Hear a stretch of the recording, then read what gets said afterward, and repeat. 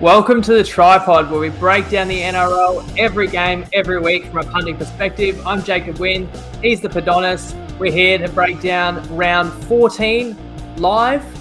And in what's been the worst season we've had in 8 seasons, that was probably our worst round of tips so far as well. So these are tough times. We went 1-5 on our best bets, which we capped off with an exclamation mark being on the Eels game that just wrapped up then. We lost the mixed matchup.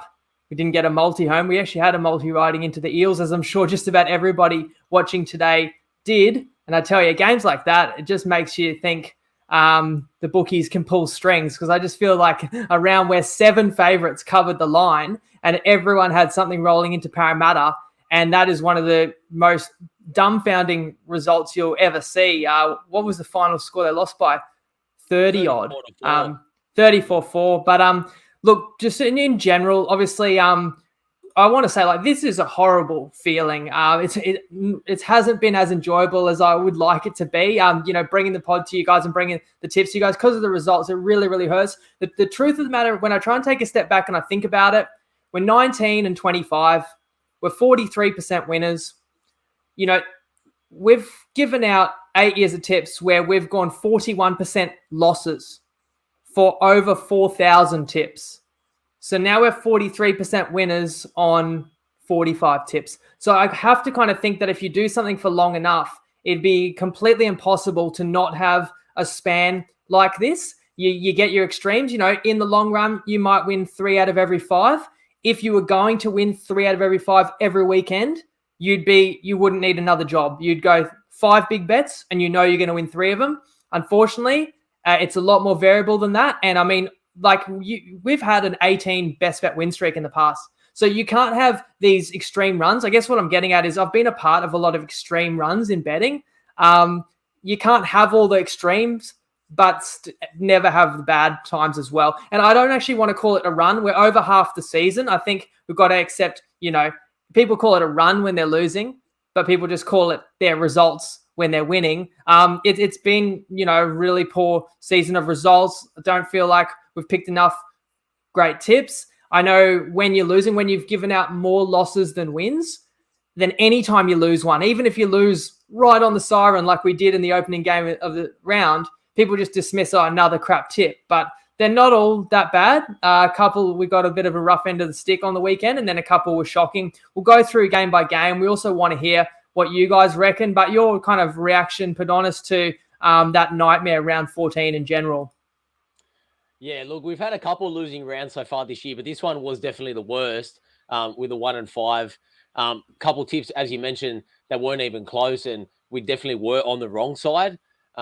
Dragons Cowboys game aside, and it's a good point you touched on that there has been a successful run over the past 7-8 years, and if I'm talking about it myself personally, I've only come onto the Tripod this season.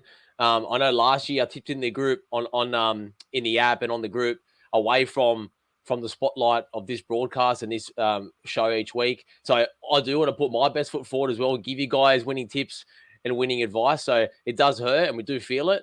And that's why we're here to face the music as we do every week. And you're in a tough position too, because I talked you into a couple of the sides that fell flat on their face. I remember we didn't even love Para, but then I said, I found a play. We've just got to take Para because they're going to win, and we found odds that were too good. And then, I mean, it doesn't matter what kind of line or what market you get in some teams when you get a complete and utter no-show. But yeah, you're in a tough spot when, my tips and I'm having the final say and my calls, aren't good enough, then it's going to be hard. Now, look, in almost any game, like today, nobody can make the case Parramatta was a good bet or anything like that. Sometimes there's a game where it's like far and away, one side was never going to kind of not cover. Other games, a moment here or there, a decision here or there, whatever, you can say, the game could have gone differently. So I feel like punters can often make excuses for losses because they can always pinpoint the exact optimal moment of the game and say, see, my bet was good there, but then this happened, if that happened. So we don't want to do that. That's not going to do us any good. It's not going to help our listeners. It's not going to help us find winners.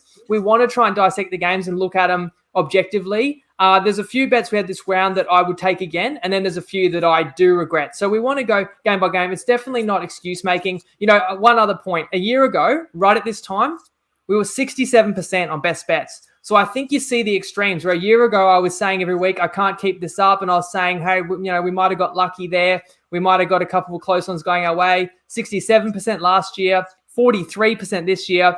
The truth of the matter, our ability probably lies between the two. We definitely believe we can win higher than 55% and in the high 50s and find profitable tips. But in a short term, you are just at the mercy of, the variable results, player personnel, in and outs, which we'll get to as well. But we will talk about all the games. Why don't we start? One we should talk a fair bit about. This kind of set the tone for our whole round was the round opener, Cowboys 31 beating the Dragons 12. And Padonis, your general thoughts on the game? We had two best bets. We had plus 6.5 first half. I think the Dragons were down 14 at halftime, so that was no good. And then we had plus 2.5 tries, which was covering after 79.5 minutes, and that was absolutely cruel. And that gives you an example where people can say that the Cowboys smoked the Dragons. It was 2 tries to 1 in the first half, and it was 2 tries to 1 in the second half, and it was 4 tries to 2. 78th minute, 79th minute, Dragons are attacking the Cowboys line.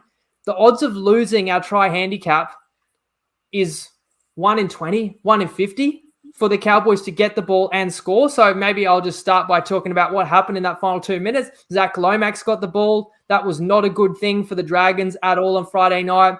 He threw a no-look forward pass into row 4.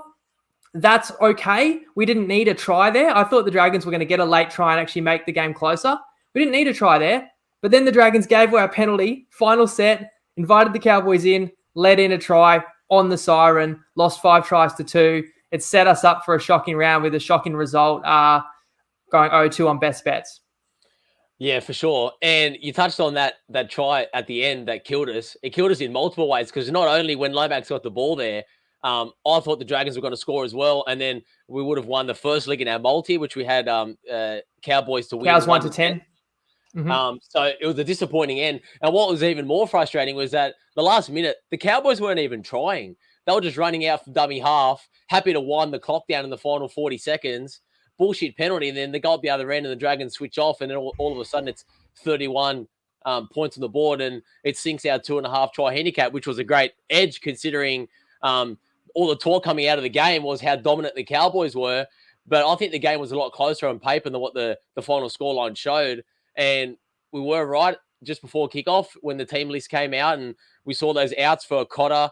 Holmes did play, which was a bit of a surprise, but I think he looked a bit limited and hampered anyway, given he had such a grueling origin. So I wasn't too discouraged. But then the Dragons didn't touch the ball in the first 9 minutes, and they were down 10-0 before they even blinked and got a full set completed. So it was always tough to come from behind, and the Dragons are just shooting themselves in the foot, I felt, making error after error. They had plenty of opportunities. They made a few line breaks. I thought the Dragons looked decent with the ball, but the Cowboys are just a bit too clinical. And again, their defensive wall that they've built this season, it's been a phenomenal turnaround. We have to give them credit where credit's due. It's another game where they've conceded only 1 try in the second half. I think they've only conceded 38 points all season in the second half, which is just unbelievable for where they were last year, close to the wooden spoon. So props to Peyton and the guys, but I do feel that that's one that we would take back, and feel pretty unlucky to lose that and not go 1-1 at least. Yeah, so the line's 12.5. Like 2 out of the 3 Origin players in question didn't play for the Cowboys. I can't remember though. Sims might have been ruled out for the Dragons as well, so we didn't really get any joy in terms of Origin players backing up. Ben Hunt did, but your point you made there, we've had a first half bet, and the Dragons didn't complete a set, I think, until well after 10 minutes. Now, that's their fault. They spilled the ball in their own territory first set. They actually got an attacking set and slowly spilled the ball in the play of the ball. But there were 4 set restarts in the first 10 minutes to the Cowboys. I get that the refs, they want to set the tone. They want to say, look, I'm not allowing any rubbish. I'm going to be really strict early. But like, if you give them all to one side, you got a team that's a 12-point underdog that's down. You said 10-0. It was either 10-0 or 12-0 after 10 minutes. it's very hard to recover from that. I don't think the Dragons got as many set restarts in 80 as what the Cowboys got in the first 10. So they were completely on the back foot. They do fight back in the game. I want to play a little game with you, actually. I know we're spending longer on this, but it set the tone for our round. We had 2 best bets. Okay, I'm going to play a game with you, and I'm putting you on the spot. So I'll try and do the heavy lifting. We're just going to name terrible mistakes that the Dragons made throughout the night, because I reckon you'd get to 20 killer mistakes by the Dragons, and you still should have covered the try handicap. Okay, so, well, they scored a try. Ramsey scored a try, but Sully didn't run through the line. So it was pulled back for obstruction. We had the first try after halftime, Lomax trying his stupid no-look flick pass, flicks it straight into Taulungi's leg and hands the Cowboys 6 points. There were 2 other occasions, one at the end of the game, which was brutal, and another time where Lomax got the ball and also tried his flick no-look, and it was either forward or over the sideline. Another one, you mentioned a few Dragons line breaks, and just throw any that come to mind for you as well in there. But they made a line break on first tackle. Lomax streaking down the sideline. Maybe he pass inside and score. He tries to do a no-look grubber along the sideline for himself, which then just goes into touch. We had Moses Mbai on a 5th tackle, went blindside and just gave it to DeBell and got tackled. Moses Mbai chiming in again, kick out on the full. I think Lomax didn't convert his first 2 tries, whereas the Cowboys, I can't remember if they missed a conversion. It's just one of these games where you felt like the Dragons did so many things wrong. Now, I also will say the Dragons missed a lot of tackles, and when the Dragons made line breaks, the Cowboys' scramble was really impressive, and that goes back to the fact they've got more heart, they are very fit, and you've got to be, brave and pick good spots to go against them. So we got... we got served there when we took on a good side with a bit of a feeble team in the Dragons. And this game reminded me also why we don't bet the Dragons very often. It was the first time we took them all season, because I'm watching them going, oh, yeah, I hate betting on a team that's got them by trying to make plays, or a bunch of these forwards that don't break the game.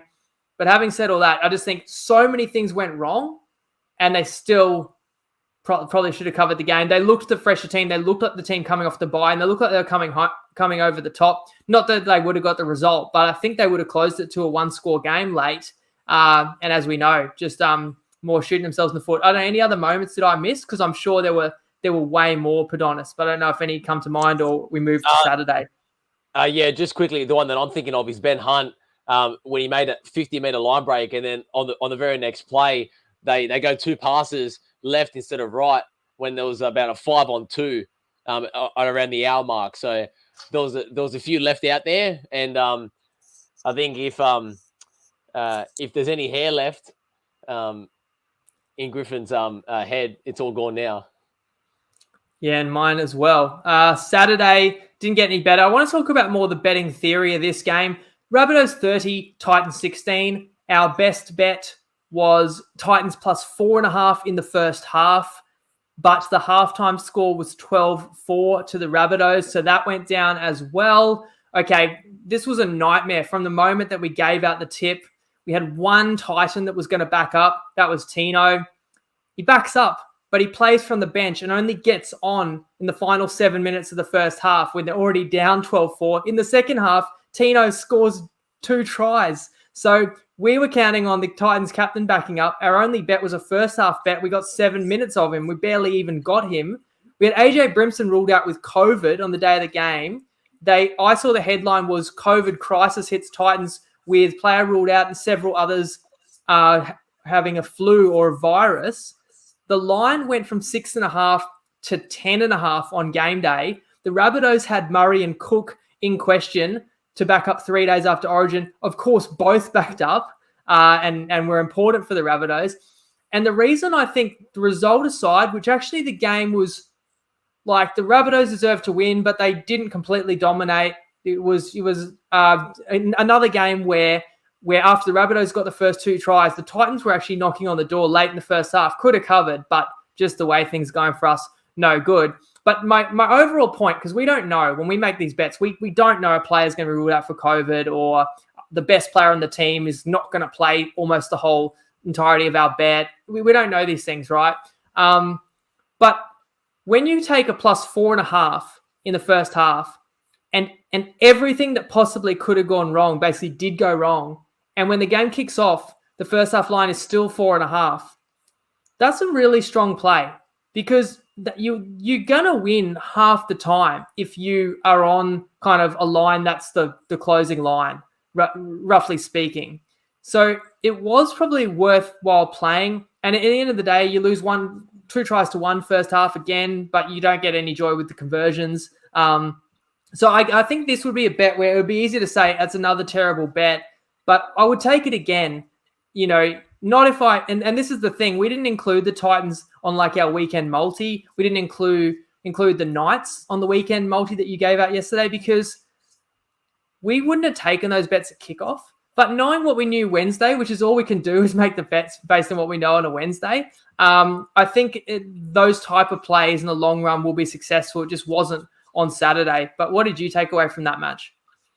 Yeah, I 100% agree. And it just goes to show you the confidence level we did have in the Titans. We didn't trust them across the full game. That's why we narrowed down the first half line at 4.5 because we thought that for them to have a chance, they'd have to start well. And I felt that they did start well. And it was very, very similar to last week against the Cowboys, I felt, where they had plenty of opportunities and attacking sets, but they just couldn't seem to convert. Brimson was a big out.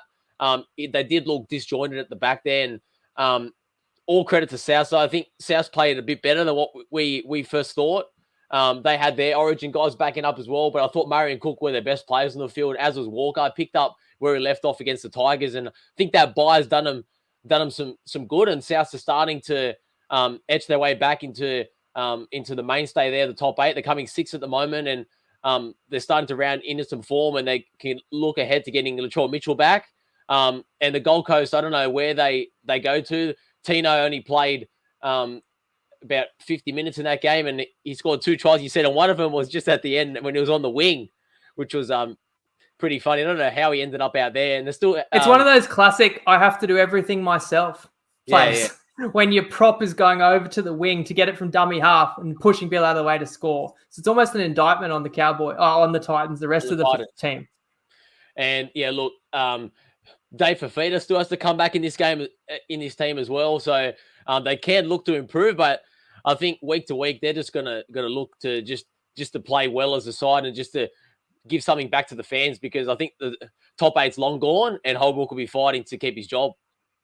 You would say top 8's long gone, because all the good teams are winning. I mean, apart from the Roosters, which we'll get to next, who played a really strong opponent, and Parramatta today, it's not going to be a low win total like it was last year to make the 8. It's not going to be easy to make the 4. There's a lot of teams mounting pressure. So the biggest losers of this round are the 2 teams I've given out futures on. I mean, Parramatta we'll get to, and the Roosters is the next game. But yeah, the Titans, you mentioned Fafita's out. We didn't know Brimo was going to be get COVID, obviously. And then Tino barely playing in the first half. That's their 3 best players. So that was rough. If there's a criticism of our Souths play, I suppose knowing the importance of that game to Souths, because they have all these teams nipping at the heels. We knew that, and they were off a bye. So it wasn't surprising to see Souths play well. And the fact that they backed up their origin players was because they knew the importance of, they couldn't let that game slip. They had to get 2 points. You don't like betting against sides like that. But, we thought the game should also be important to the Gold Coast because they needed to prove something. But clearly it wasn't as important to them,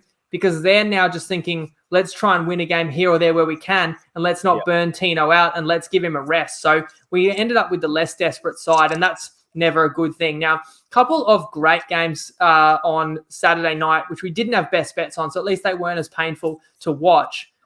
The Storm beat the Roosters 26-18.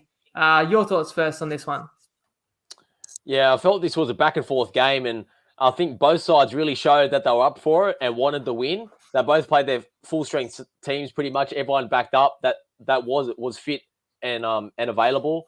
The Roosters started off well. It was a very high scoring contest for what it is in past years, where it's normally been a bit tight and tense. But there was 4 tries in the first half, and Suwali got the game off to a great start, scoring on the right side there with a flick pass from Manu, who's just left off where he's been the last few weeks in great form.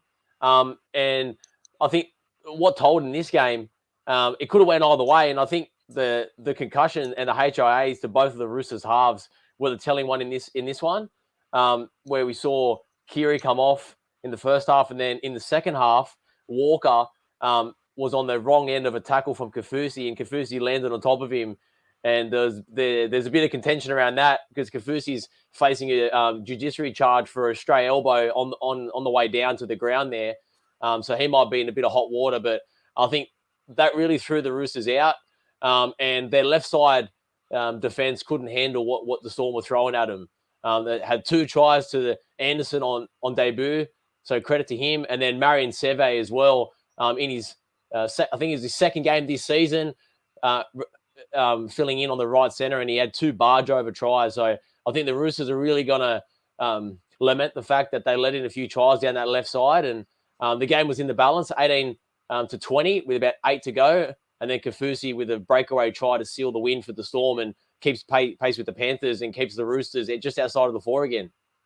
The Roosters really needed to win this one, and they've got a tough stretch. We keep talking about that. They've got a game in 2 weeks against Penrith. It's like nobody can expect to beat Penrith, but they got Parramatta next week, which actually that takes on a new light, that game next week. But, you know, you could have made an argument the Roosters would rest players like Teddy and stuff, just desperate to try and get 2 points next week. But once they played everyone and had the lead on a couple of occasions in this game, they just had to find a way to win it. Now, you didn't mention the 2 craziest plays of the game.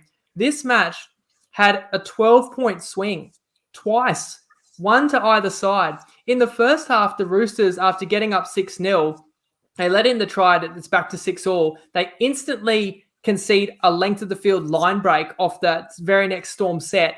Jerome Hughes is streaking away. He's a certainty to score. He can put it down anywhere he likes, but he steps back infield and is met by a freight train, which is Joey Suwali, who is 18 but looks like the most powerful athlete on the whole field. And he jams him on the try line and then holds him up. And it's contentious because there's millimeters in it. And they ended up using a slow-mo replay freeze frame. And Hughes got the ball to the line after a few seconds wrestling. And they said that the whistle of held came when it was a centimeter up. But regardless, go and watch that highlight. In fact, chuck the highlights on from this game. It was a beauty of a game. Both sides looking really good in attack until Walker and Keary both had to go off. But both sides back and forth. That was an amazing play. And the Roosters scored the next set. So it should have been 12-6 Storm. It was suddenly 12-6 Roosters. So that gave them a huge sniff. Storm got back. It was 12-10 at halftime. I noted in the group something I've never seen before. The Roosters were $2.50 underdogs going into the game, right?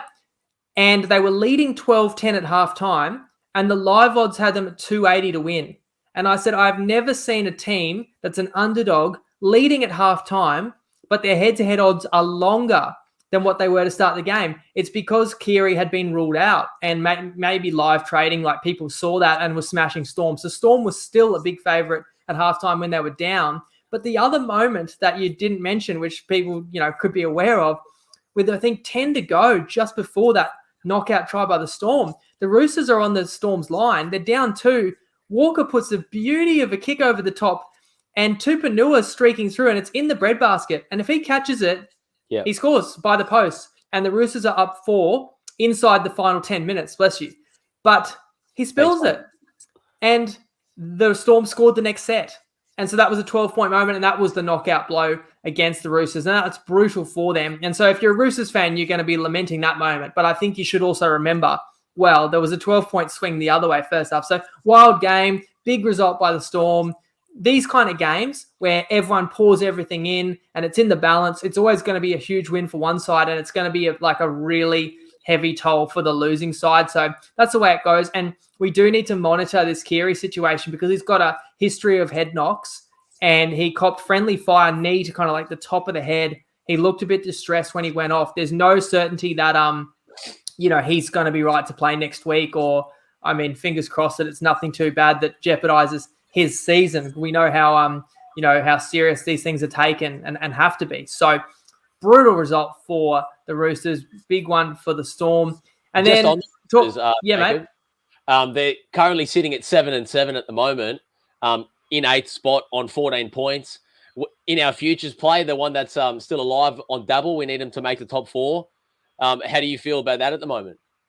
Yeah, so I think that's sunk now. I thought that Raiders loss was brutal. I thought they had to have that one, and that's a game that cost us a best bet. But That's a game that could have gone either way as well. They lost the game by 4 or 6 points, and they conceded a charge down try. So my point is they were in a battle in Canberra. Game could go either way. They lose that, and then you come to the Storm, and it's the same thing, and it could go either way, and you lose that, and everybody else keeps winning. Broncos, which we'll get to next. Cowboys previously. It's just going to be hard. Obviously, Storm and Melbourne, you're going to pretty much pencil them in, or probably in pen now, that they're top 4. So it's just probably too tall of a task for the Roosters. It just depends. Radley comes back, let's say. We're at Hargraves. Obviously, they lost him.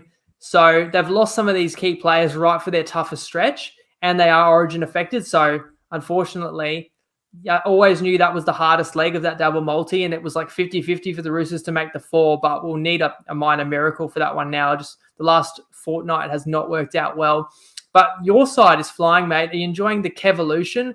It was 24-18 Brisbane over the Raiders, their 7th win in a row. 7th win in a row. And can you believe that when they lost to the Panthers down in Sydney, 42-4, about 2 months ago now, and then they've gone on a seven match win streak since then. After they were down at halftime against the Bulldogs as well, in that game at Suncorp, and they've come back, won that second half 24-0, and they haven't looked back. And the Broncos are just absolutely flying, and well deserved for the club. And I know that I'm excited, as is many other fans in the tripod. And I think anyone who backed our play we gave out on the season preview at $3.20 to make the top 8, you could pretty much almost cash that now. It's around $1.10 on some places, and the Broncos have looked good, and this game was no different in a back and forth game. I lean Brisbane, you lean Canberra heading into the round, and it was one of those games that could have went either way. Brisbane did end up getting the cover, and I felt that Canberra had everything to play for in that second half, where Brisbane were down and busted and had no one on their bench in the final 15 minutes. And that was the story of the game, Brisbane holding on to the final 15 minutes when Canberra had all the momentum and energy and attacking the line quite a few times. And Brisbane found a way to hold on and get it done. And shout out to Ezra Mam, who's really stepped up after he's been given his shot with Adam Reynolds' injury. And he scored a try and set up one, and is looking at shining light in attack and offers a different dimension to what Tyson Gamble does. And I feel he complements Reynolds well. And I guess we're just going to have to monitor heading into next week and beyond the status of Reynolds with that rib injury and Payne Haas's shoulder, because those are two pretty key players for the Broncos. And I feel sorry for Harvey Farnworth as well, because it looks like his season might be over with a torn bicep. That's normally about a 12 to 14 week recovery, which will put him almost towards the back end of the final. So tough night for the club, even though they did get their 7th win. Yeah, really gutsy considering all the injuries. So coming into the game, they already decided they were resting Capewell. Then they rested Cobbo. Reynolds was out during the game, rib injury. Haas out early, shoulder, and then Farnworth and probably season. And they are saying, fortunately for the Broncos, the Reynolds and Haas injuries don't look too bad on the surface. So it was so gutsy for them just in this match to hold on and win. I thought Carrigan backing up was immense again. He is a true star in this forward pack. And Mam obviously come in and held his own covering for Reynolds. Those games Reynolds were out before the bye. And that was a different role. He was coming in playing halfback. And now they're saying Gamble's got stress fractures. And so Mam's probably the full-time 5/8 rest of the season. And he looks even better. He's freed up at 5/8 because now he's not doing any organising, and he's given a green light just to run the footy, and he's an elusive runner. And you've got a good mix there with Billy Walters and Corey Pakes as well, a dummy in the dummy half role. Tamari Martin, got to give credit as well, is really doing a great job, and they've unearthed him. You know, he wasn't on anybody's radar, really. So it's really sad to lose Farnworth, because what I really liked about Brisbane was some of these sides, they have a side they favour in attack. Like, they want to go one way or the other, and they're always just trying to set up to get back to a side. But Brisbane felt really dangerous on the left, whether it be throwing it out to, that side with Capewell, Farnworth, Oates, was just as deadly as going the other way and going, the side with Staggs and Cobbo. So they offered threats. So I'm not sure if you know off the top of your head who the replacement would likely be for Farnworth there.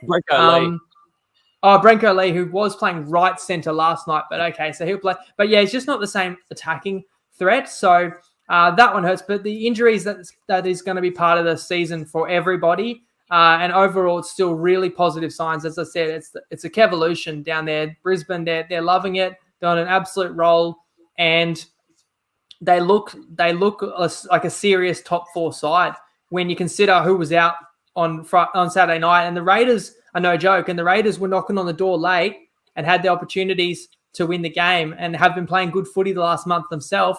But a really strong home win by an excited Broncos crowd.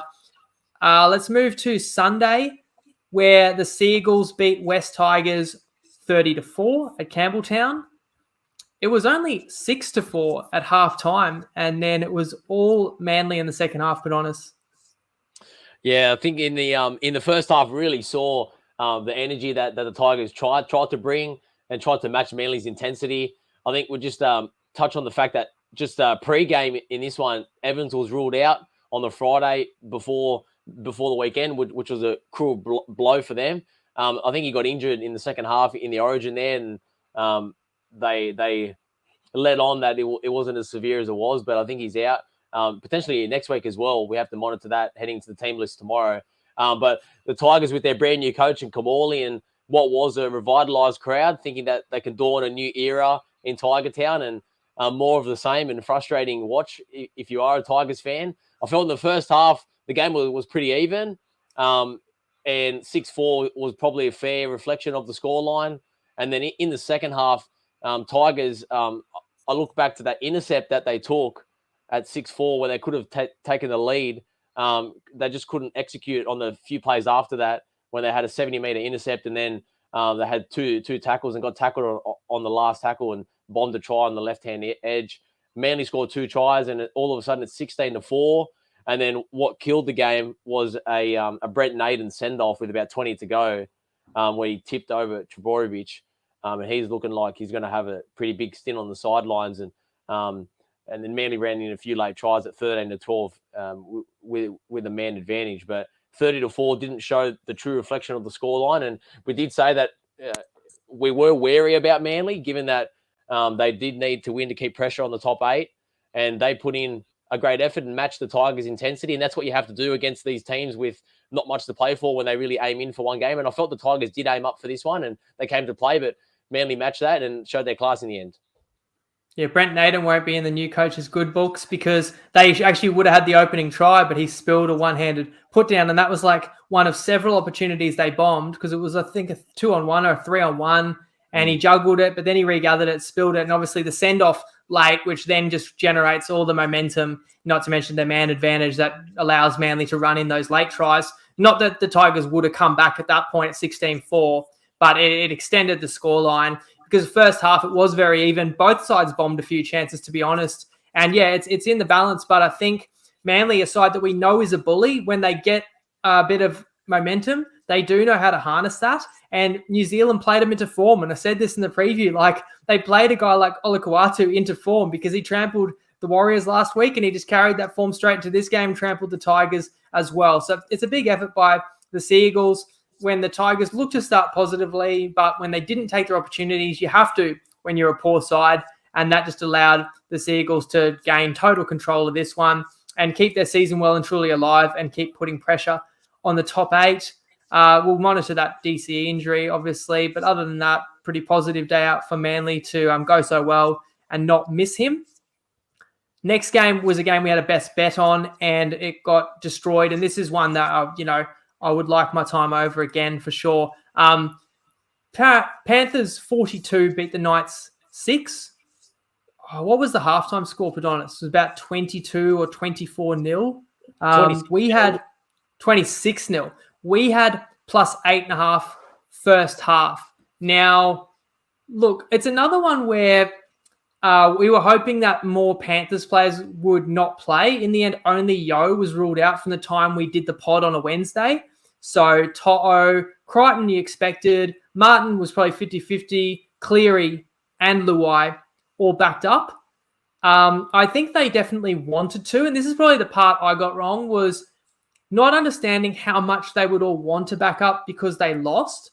And because half this Panthers side is the New South Wales side, the Panthers came out on Sunday and played like they had been beaten last week. They played angry and they took their frustrations out on the Knights. Now, in saying all that, once it was known that actually nobody else was going to be withdrawn and that Panthers were close to full strength, the line still was only like minus 17.5.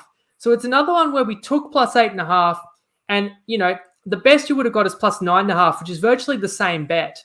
Whereas earlier in the week, I saw the line actually coming down to 13.5 with the speculation that Penrith were going to have more players out. So it's another one where I think the process isn't bad, but in saying that, I just probably underestimated that Penrith, would come out with such a focus and determination. And when they do that, you basically are dead. And that's why, we weren't telling people to back this on Saturday or on Sunday once that was the case. But, people do trust us and back our tips on Wednesday. And sometimes you get a good odds or you get a better line. And sometimes it doesn't pan out your way and you get left with bets that you don't love. And there's still no excuse for how badly Newcastle played on the other side of the equation. They're off a bye. They're at home. Now putrid. And I suppose, again, no excuses here because I can judge whether I like a bet based on how confident I feel kind of as the game begins. And I was really worried. I could make a case for it on Wednesday. And in retrospect, I wish we obviously never played that for the reasons I've kind of said of misjudging the form of the Panthers. But Ponga getting knocked out when the Panthers scored the second try as well. It's just another one of these things that went badly. So Newcastle, extremely disappointing. But then you kind of think to yourself, would Penrith have done that to just about anybody on the weekend?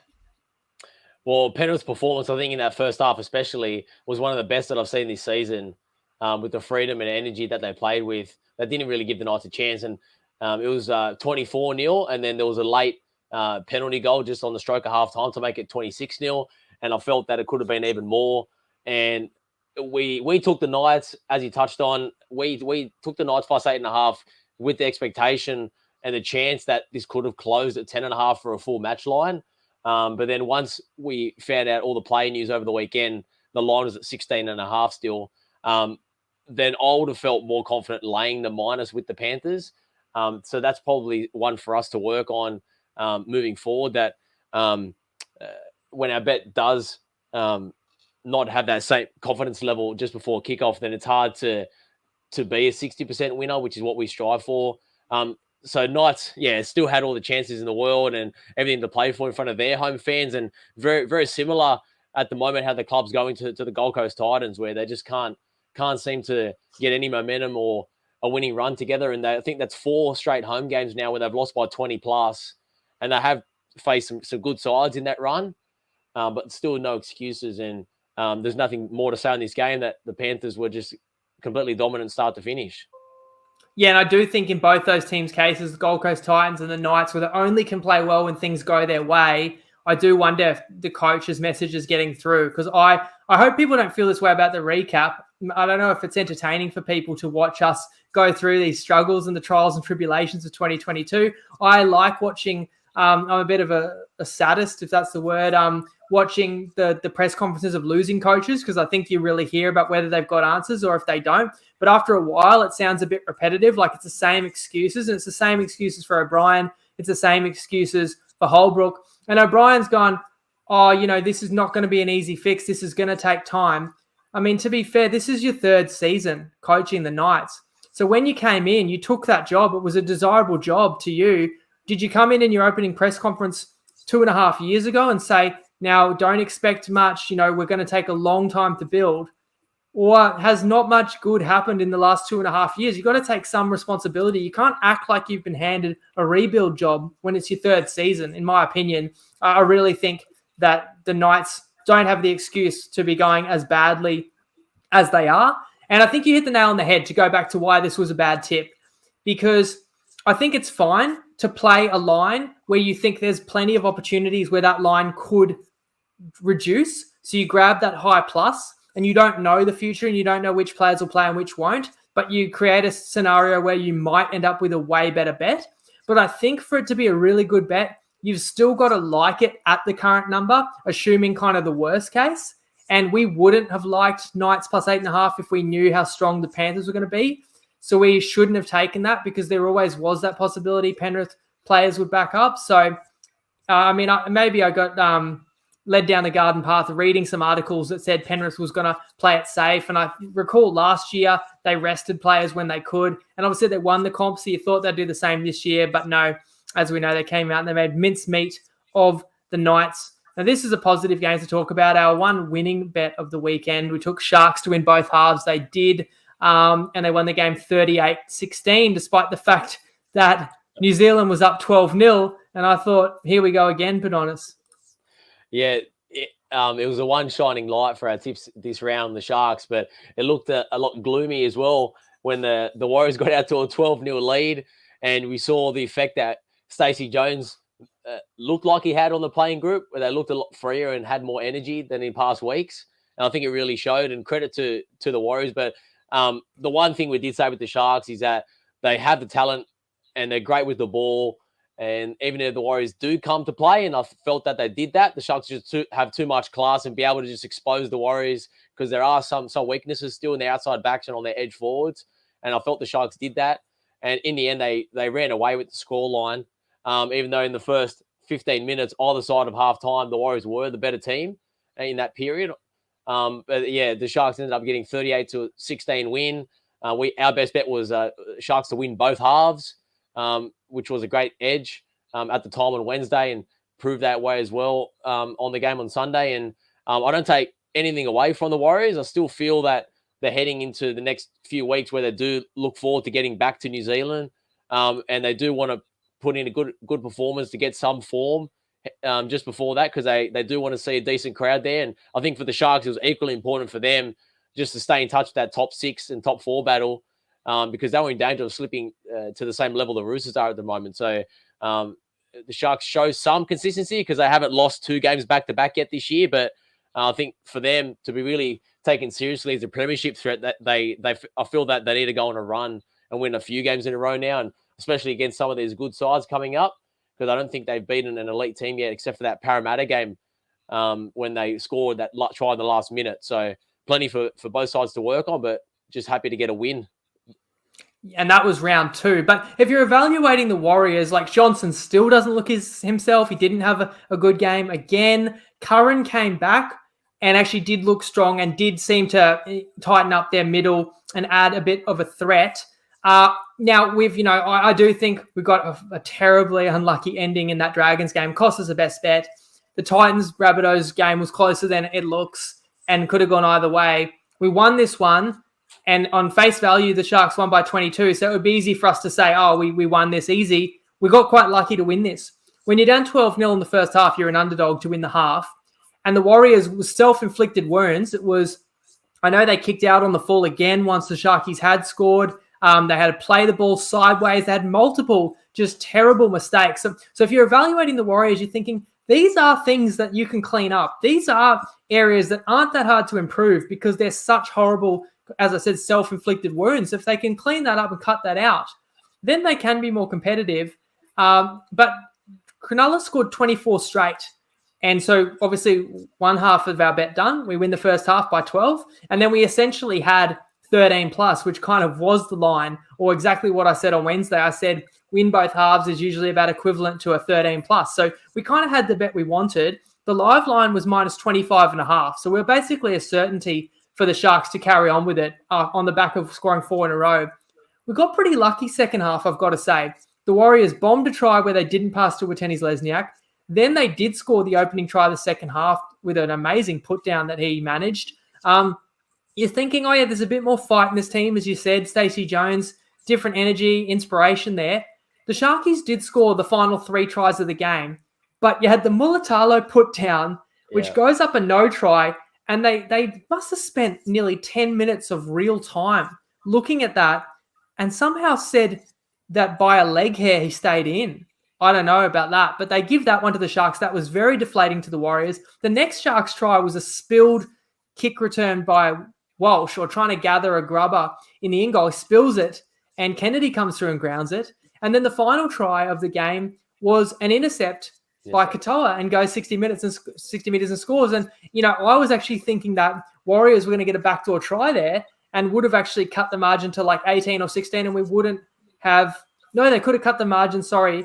It was only 16 at the time, so they could have cut the margin to 12. I think it was 18, but you get my point. It was a 12 halftime. So if the Warriors had scored like 6 points at the end of the game, instead of throwing that intercept, we actually would have lost this bet. So we didn't win until we took a 60-meter intercept, basically. So, hey, if we're going to complain about being unlucky, we actually got kind of lucky there. So the Sharkies were a little bit sloppy and got some favourable bounces in that game, but they did enough to win for sure. And the Warriors play one last game at Redcliffe this season. So you might say it's a chance to farewell their adopted home, but they're up against the Panthers. So I would say well done to anyone that laid the 21.5, which was shared by the Undertaker in the group. I think it already would be a bit higher than that now.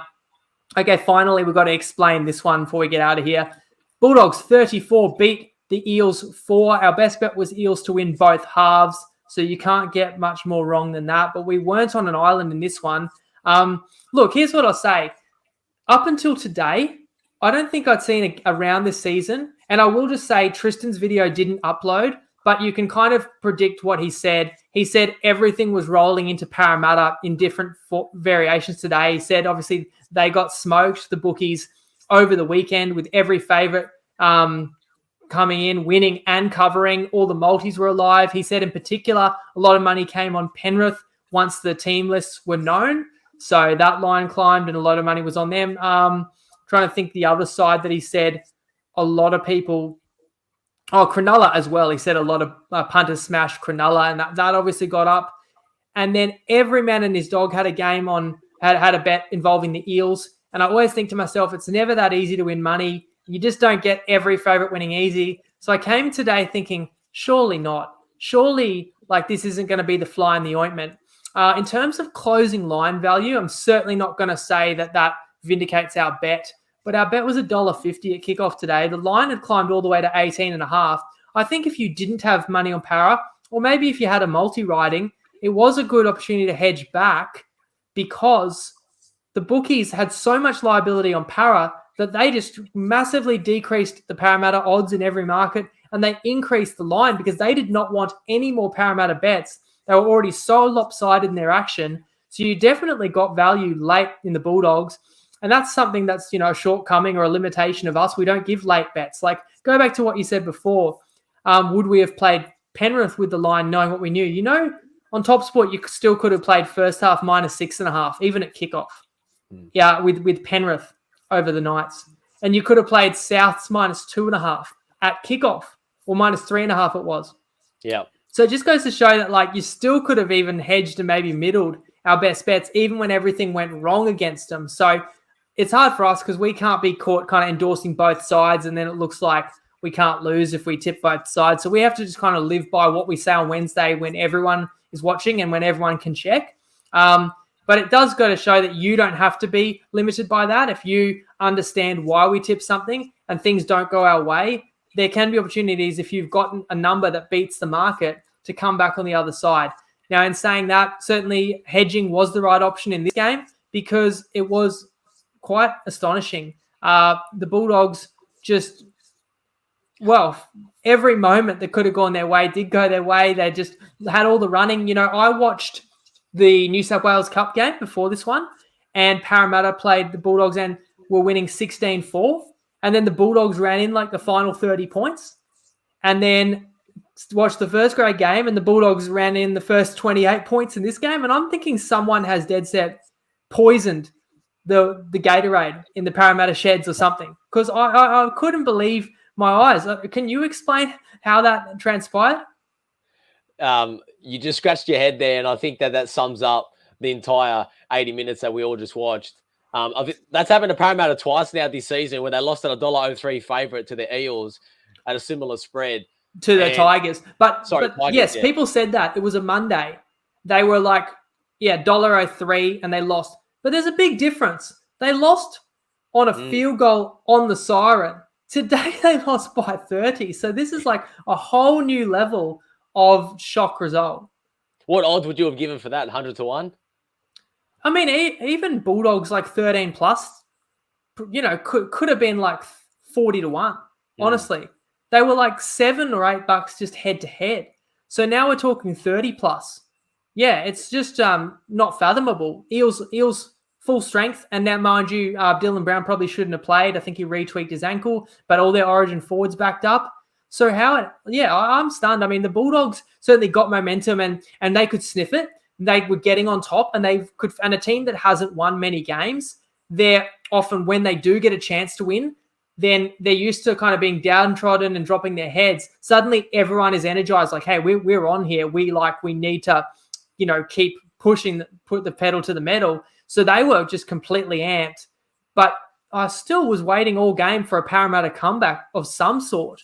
It just never came. They were just unbelievably flat. But any other observation you had there? As O'Keefe says, they were $10, as much as $10 you could have got Dogs head to head. So I'm talking, 30 plus. I'm talking 500-1. Yeah, for sure. And just to touch on our bet itself, when the line was 15.5, and it goes to touch on something you said with the Panthers game, the line was 15.5 on Wednesday when we did the podcast, and we found a great line with the $1.80 to win both halves. But if that wasn't available and it was just the 15, would we have been confident enough to lay the minus 15 at the time? My answer would be no. So that's probably something for us to consider next time, is that if we're confident that they should be winning both halves, then why wouldn't we lay the 15? So because we would question that ourselves, and was it really the best bet to give out? So I'm happy to say that we got that one wrong. And this game itself, still, unbelievable. Dogs are winning 6-0, and okay, sure, they score one try. Someone has to score first. And then what really stunned me was when Campbell Gillard goes through and draw and pass to his inside man. And really, Averillo gave up his position, and he was going for that intercept. So all Gillard had to do was just dummy it, and he's under the sticks, and it's 6-all, and Parra probably get back into it and make it a contest again, because they started off flat and the Dogs dominated them physically. But then once Averillo took that intercept and goes down the other end and it's 12-0, then it lifts the crowd and it gave them something to play for, because one of the reasons we did like the Eels was that we felt the Dogs were coming in on a bit of a flat spot, given that they just had 2 weeks in a row where they try their hardest. But maybe we just got to give a bit more credit to the Bulldogs that under Mick Potter, they've found a new level of intensity that was lacking under Barrett, because they have came to play. They've scored more points than they ever have. And a couple of their tries, and I think back to the one just at the end there when it was 28-4 and there was 2 minutes to go and they had 2 inside passes and offload, and then Burden with the grubber to Averillo from 35 out. That was great play, and a top 4 side could put on a play like that. And we know the Dogs are sitting last at the moment, and that win definitely does hurt our futures play of Bulldogs to win the wooden spoon. But one of those ones where I think Parramatta would love to have their time again, but everything they touched, it was like they were passing with a rock, not a football. I forgot about Bulldogs wooden spoon as well, because they're the biggest underdogs of the round. And, they were the biggest underdogs of the round. They come out and win like that. And that's 4 out of 4 games since Potter has been in control, I believe. And the Dogs have gone over their team total because he is encouraging more attacking footy.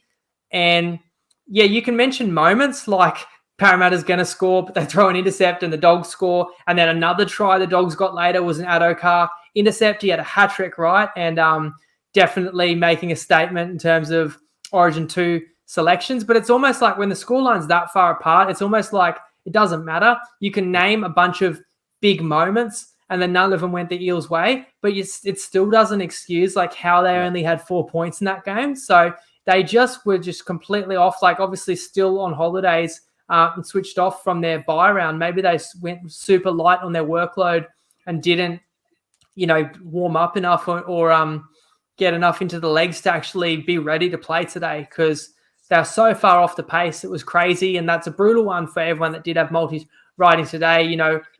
If we lose a best bet like we did in that game and it's that far off being right, I live with that. I'm pretty comfortable knowing that when you get a game totally wrong, you lose. The ones that hurt me are the ones that are much more narrow and when you're in a good position and then it doesn't go your way. So we're going to have to lick our wounds. We're going to have to definitely reconsider the way we're going about things this season. All I can say is we could spend 10 minutes figuring out who we think we want to play for best bets on a Wednesday. We could still go 3-2, 3-1, or 3-0. We could. But we don't do that because in the long run, there's no shortcuts. We take a long time. We put a lot of hours. A lot goes in to trying to come up with the best plays we can. And it's really failed so far this season. But I would just have to stick to our process of giving it our best shot and trying to give you guys the reasons why we like our plays. And then it's up to you what you think of our reasoning, whether you're going to jump on them or if you think we're going that badly, then you can oppose and you can usually get a good price, the other way. Just to go back to what you said about Parramatta, but honest, we wouldn't have laid 15.5, but $1.80 is a gift for a 15.5 point favorite to win both halves. So that's equivalent to like minus 12.5. And would we have laid minus 12.5 with Para on Wednesday? Probably. That's the way I see it. So yeah, I think you can't second guess that one too much based on what we thought of these sides and the spot. It was a day that Parramatta had every chance to succeed.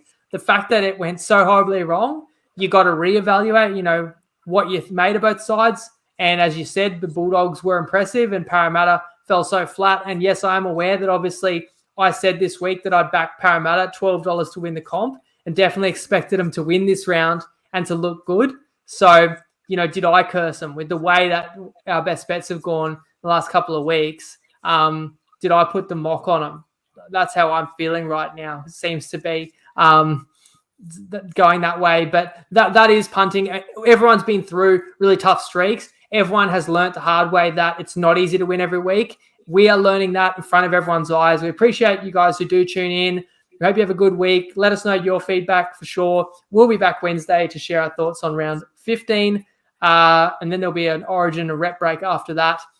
Thanks for joining me as well, Padonis. Hope you enjoyed your long weekend, and I'll chat to you again on Wednesday. No worries. Leg up.